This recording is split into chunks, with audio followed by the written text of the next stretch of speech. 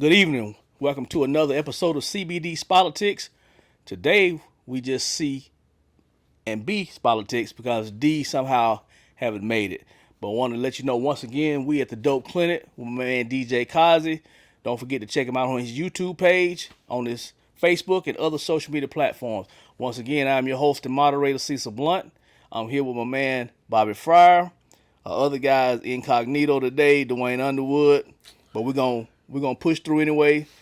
Gonna let y'all decide, do we keep him Or not. or not? So y'all give us some comments whether we should keep him here on the show or not, because this is our second episode that he's done missed.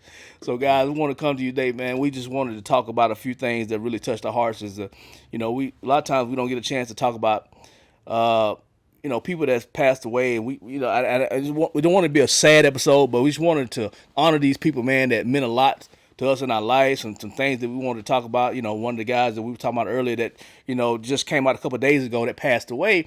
Found out he passed away back in August, but everybody, the word came down last week as he passed, and that's John Amos, man. And one of the things that really touched me, I loved him in Good Times. We loved him in Coming to America. I liked him in Die Hard 2. I liked him in other things. That episode of Martin. Martin, where he was Tommy Strong's father. Just loved him. But his iconic role in Good Times, man, we just wanted to honor him and others. James Earl Jones, man. The one thing about, I loved about John Amos, who played, his character of James Evans, was the fact of how much he loved and took care and provided for his family. He was in the project, but he did not let anything. He was that dad that was present. That first show, first black show that showed that dad present in that home, which meant so much because supposedly living in the Cabrini Green projects in Chicago, and you have all the stuff that was going on in the 70s, as well as things that still go on today, and how that showed that father made a presence in that home. And I even had to put on Twitter, rest in peace, Mr. Amos, because he was my favorite. I love Bill Cosby. I love Uncle Phil. But John Amos, James Evans was my favorite TV dad. And I throw it to you. Yeah, I want to echo your sentiments on John Amos. As far as the black TV fathers, he was the most powerful one. Yeah. Of them all. So I definitely give my respect to the great John Amos for what he left for us as a legacy, as a black TV father. And, one thing I've pointed this out to Cecil before, back in the 70s, in a lot of these shows that I grew up watching, and I love them, I still love them to this day, Sanford and Son, Good Times, What's Happening, The Jeffersons. Yeah. But I noticed something on all these shows, which will lead up to The Cosby Show. In all of these shows, the black male fathers all were uneducated. They all were dropouts. Yeah. So if you ever watch Sanford and Son, remember Fred didn't finish. Yep. George didn't finish on the Jeffersons. James didn't finish. And same thing, if you notice, in What's Happening, remember Roger's dad wasn't around. He wasn't around. Yep. Okay. So I just noticed that, and that all of that led up to the Cosby Show. Yeah. When Bill Cosby came with the Cosby Show, he wanted to show that black male fathers aren't just uneducated, Right. So he was a doctor, and of course with Claire Huxtable being a lawyer, that was big because the other counter narrative was all of the women on those shows were all servants. Yeah. They were all maids. Yeah. Florida was a maid. Florence was a maid. Weezy was a maid. Yeah. So it's like the perception, and even Miss Mabel. Yeah. What's Happening? She was a housekeeper. Yeah. So it was always like as though black women, which is interesting now that we, on the cusp of possibly having a black female as president of the United States. Yeah. But it just goes to show that those stereotypes, those things were put out in front of us, and we never really connected it until, much later. Yeah. I realized, look back, man, as much as I love these shows, it's like they all portrayed us the same way. Lamont was a dropout as well on Sanford and Son. Yeah. So it was kind of used in humor, and Lionel was going to college, in terms of that. And he was a college graduate. And same thing on the Cosby Show, where you had all the kids going to college. But I think that's important to note. And John Amos was big on that because as a TV father, he was no nonsense. He was going to protect his wife. He was going to protect his children. He was a respectable man, and he was going to demand his respect to let you know, I'm a black man. I demand to be respected. You're not going to just do what you think you want to do to my children or to my wife. Yeah. So he very much portrayed that role to perfection. So hats off to you, John Amos. Yeah. And there's 2 other celebrities. Rest in power. Yeah, rest in power, sir. Also want to give my flowers to Carl Weathers. Yeah. Apollo Creed. Yeah. Growing up, I don't know how many times I watched Rocky 2. Yeah. But Carl Weathers was outstanding as Apollo Creed in those movies. He was. And one of the things we had meant to do this in one of our previous shows. I also want to give my flowers to Tito Jackson. Yeah. Think about it. Tito was a founding member of the Jacksons, right? Yeah.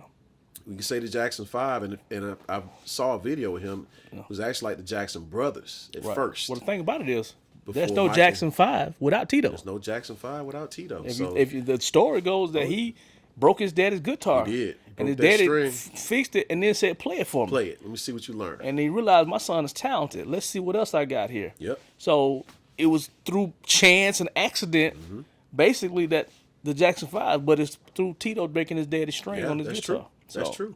And so Tito, Toriano Jackson, that's his real first name. Tito was a nickname. I had no idea. It's Toriano. His first name is Toriano. Wow. Yeah. Okay, I just learned something right now. Yeah. I had no idea. He broke that string. His daddy, like you said, Daddy said, let me see what you learn. Yeah. He played pretty good, and he was just like, you keep it. Yeah. And this is from Tito himself talking about it. He told him, okay, you keep it. You pretty good. Yeah. And he went out and bought him another guitar. His daddy did, a much better one. But Tito has said he kept that guitar. He said he still had it. Wow. I saw that in an interview that he did. And it's funny, he gave the story about Mike, and they said, when did you realize, like how special Mike was? Yeah. And he said he did a little talent show where he went out there at the school. It was a school talent show, if I have it correctly. He went out there and he sang by himself and performed by himself, and they were like, okay. Oh, wow. They were like, man, Mike is something special. Right. So then they came back, they said, because he used to watch them perform, just watch them play. Right. In the living room. And he said, after that, they were like, Mike, you can become part of the group. Join the group. And he was like, really? I can be. Yes. And, Michael, we want you in the group. And honed all their talents together, man, and brought that up. The rest is history. The rest is history. Yeah. I mean, so that's amazing. So shout out to you, Tito. Give our flowers to you too. Rest in power, brothers. Yes, both sir. of you. We got James Earl Jones passed away, guys. Yeah. Like you said, Carl Weathers. We can't skip talking about James Earl Jones. King. I mean, you're talking about an iconic voice. Iconic. The voice of Darth Vader, just his powerful voice.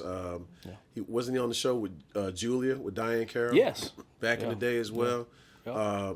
Just fantastic, man. I mean, this man, the list of things he's done. Mufasa, of course. It's James Earl Jones is iconic. It spans from the 60s decades to last thing he did. I'm not sure exactly, but I know up until he did Coming to America, the second one, which was 2020. Right. So I mean, you talking about from the 60s. You talking about 50, almost 60 years.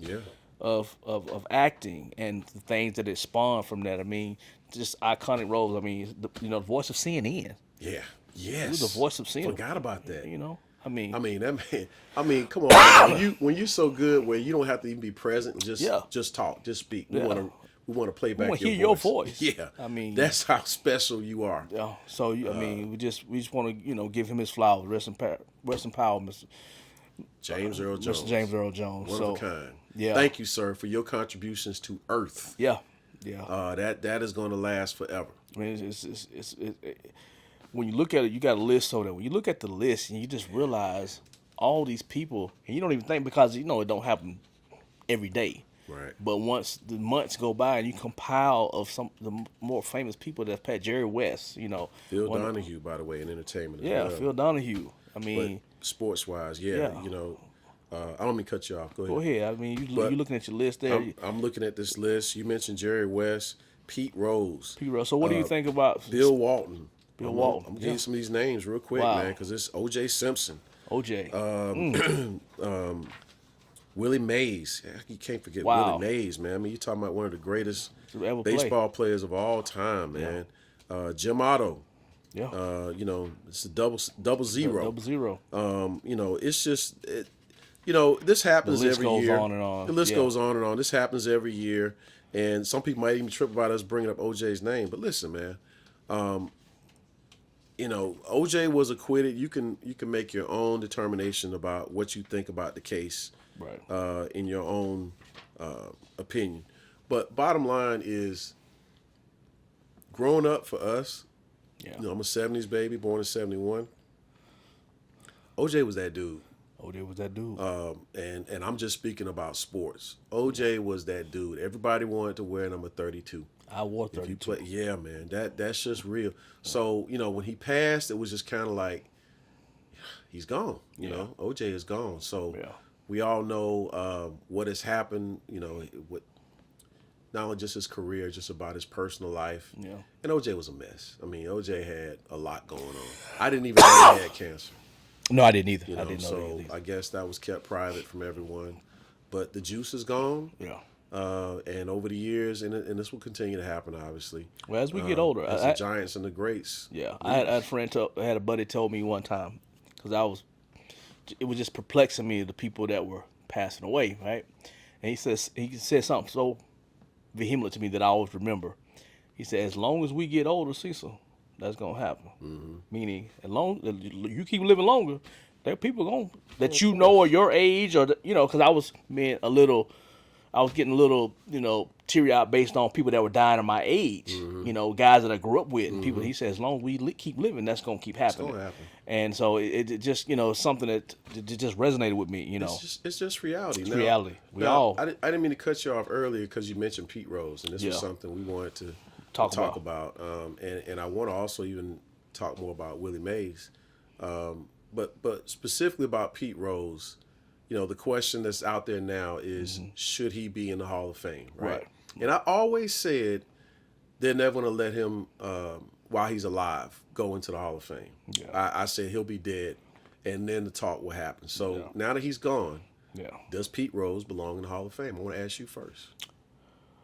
Now, based on what he did on the field, yes.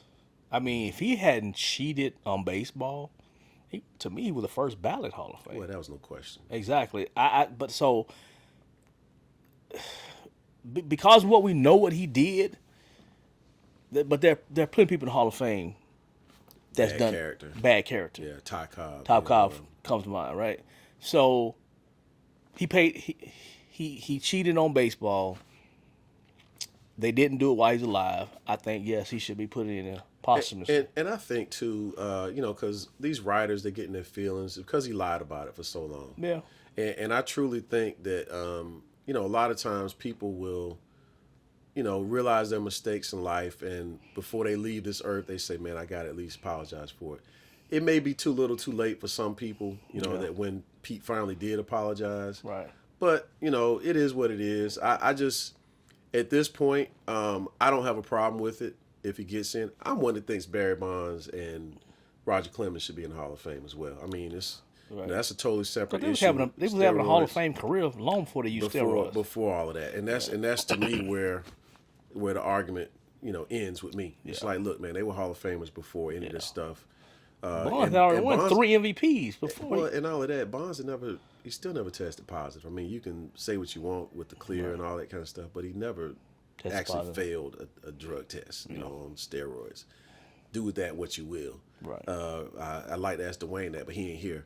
But you know, Roger Clemens, same thing. You know, and some people may say that it helped him, you know, have that second half of his career. But you know, had it even stopped, you probably would have still said, yeah, Clemens belongs in the Hall of Fame, and then. There are plenty of others right now. You know, I don't know about Rafael Palmeiro, Sosa, and McGuire. Yeah, I don't know. I don't think they'll ever get in. I don't think they either may one of not. them get in. A-Rod. You know, there's those names, you know, that are out there for discussion. Yeah. I don't think it'd be with A-Rod. It'd be one of those Pete Rose things. To me, it'd be long after he passed. You think so? I think it'd be that long? I don't think. You know, like you just said, the writers are fickle. Yeah, they are. They're real fickle. But there's veterans committees. You know, some of the veteran committees may, you know, say, look here, man. I do see Clemens and Bonds being closer. On the cusp. on the cusp because I think the percentage of votes that they're getting are increasing slowly, but they are going up. Okay. But you know, I don't know. I don't know how you can write the story of baseball and not have Pete Rose or Barry Bonds or Roger Clemens Hall of Fame, or even A-Rod. You know, say what you want about A-Rod, but his numbers speak for themselves. So, and listen, this is a question I have about someone who's not mentioned, and honestly, I still don't understand why he's not in the Hall of Fame. I know what you're finna say. Vida Blue. Yeah. I have wondered for the longest time. Like, listen, I know there was some drug scandal involved. We need somebody to comment back to us why Vida Blue, because why is he not in the Hall of Fame still? You got, what's the guy that played that passed away in the Roy Halladay. Roy Halladay. If you look at their numbers, they got the similar numbers. Roy Halladay is in the Hall of Fame. Vida Blue is not. Ballot too. His first ballot. Why ain't Vida Blue? Go back and look at the numbers of Roy Halladay's and Vida Blue. Yeah, and I'm wondering like what I just need to be. And we can't use the drug thing because Roy Halladay is in the Hall of Fame. But you don't hear anybody talk. And Vida Blue has passed. You know, by the way, God rest his soul. So I just want to know, like to the writers, anybody, the Veterans Committee, why is Vida Blue not in the Hall of Fame? I want to know that. Yeah, you know, that's a great take, Bob. Yeah, time has passed. You know, and if you look at his numbers, there's a lot of guys that have similar numbers to Vida Blue, and they're in the Hall of Fame. Yeah. So I'm just curious about that. And with his resume, I'm just saying I don't see why he's not in. Yeah. You know, and it's something else. It's something else that maybe I'm not aware of. Yeah. Maybe somebody else watching knows, but I've wondered about that about Vida Blue. Yeah, I know we have talked about that before and looked at his numbers, man. His numbers, like you said, are comparable to so many people that are in the Hall of Fame, and you know, what is his reasons for being left off the ballot or being left off? So it's got to be something totally that we'd have no idea about. Yeah, what's going on. And I know, you know, be good to talk to Duane about it and see what he thought, you know. But you know, and he might have been, if y'all heard a phone buzzing or whatever, that's probably Duane called me. He called me already when we did the first taping. Now we on number 2. He calling again. He may have got lost. I gave him directions how to get here, but he may have gotten lost. Let's call him and see. I think he's outside. You think so? I think he's outside the studio. Yeah, this was Duane on the missed call. So let's just see here. Maybe we'll call Duane while we're in the middle of the show. Hey, Mr. Underwood. Hey, you on the air, buddy? I'm in the driveway. You in the driveway? You on the air? Okay, well, we got the fans. They're gonna give us a vote whether or not we should keep you. Just so you know. So you tell me on the air right now. So you on the air right now. Hell no. You on the air right now, buddy. So we'll see in a few minutes, man. But all right, yeah. open the door. All right. We'll let you in when we got a chance. Yeah, we'll holler at you. So we would like to let you fans make the decision on whether or not Mr. Underwood gets a pink slip, whether he gets tossed. You know, we'll be empathetic as to this is our buddy for over 30 plus years, but he won't be late no more. Yeah, we're gonna make sure that. Yeah. So CBnoDSpolitics, we've had 2 great episodes. Yeah. Bouncing off some things here. From those that have left us. But we want in 2024. Exactly. We just want to say, guys, you know, rest in peace to all the people that has left us celebrities wise, man. We just wanted to share our thoughts on some of the people that meant some things to us growing up, and some of the men that we looked up to, and on the shows, and seeing how TV evolved from, as Bob said earlier, from all the guys being, you know, that were black portrayed were, you know, high school dropouts, you know, living in the ghetto, until we got to the Cosby Show in 1984. I mean, that tells you how far it took to get a black family that was progressive in 1984. We have a doctor and a lawyer, and had their family, and everything was going well. So we just wanted to, like I said, just touch bases, man, and just give our respect to these fine people, along with so many others besides them, to someone we didn't mention. So we just want to thank y'all for joining us again on CBnoDSpolitics. Normally it's CBD, but since D ain't here, we not announcing him today. So once again, if you like, hit subscribe. We appreciate all your time, guys. Thank you so much. We'll talk to you next time. Y'all have a wonderful time. Bye, Bob, Duane. thank you. Bye, Duane. Bye, Felicia. Bye. Bye, Duane.